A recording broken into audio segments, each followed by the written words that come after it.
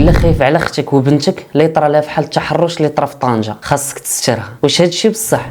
غنقول لك لا، حيت الا كتخاف على بنتك خاصك تخاف حتى على بنات الناس وتربي ولدك. تربي على غض البصر هو الاول قبل ما يدوي ولا يقيس. خاصك تربي فيه استشعار رؤيه الله عز وجل، وما يصحبش الا ما كيشوفوش الناس راه ما غيشوفوش الله سبحانه وتعالى. الا كانت هي عاصيه ومتبرجه ماشي سبب بالشأن نعصي الله عز وجل. اللوم الكبير على الوالدين اللي ما ربوش ولادهم على حرام وحلال وخلاو الثقافه السائده هي اللي تربي ولادهم وماشي القران والسنه. ربي ولادكم بالاسلام، راه كله اخلاق حسنه. خلاو التلفازه والسوشيال ميديا هي اللي تربي، وهما كوالدين خدمتهم غير يوكلوا ويلبسوا. كلكم راعين وكلكم مسؤولون عن رعيته. ومسؤول يعني غتسال على ولدك ولا بنتك كيفاش ربيتيه وشنو ربيتي فيه، واش على الستر والحشمه وغض البصر واحترام بنات الناس، وشنو الاولويات اللي حطيتي ليه، واش خليتيه يشد في الدين بيديه وبسنانه، ولا داكشي ديال الصلاه والمسجد والحجاب حتى تشرف وديرو.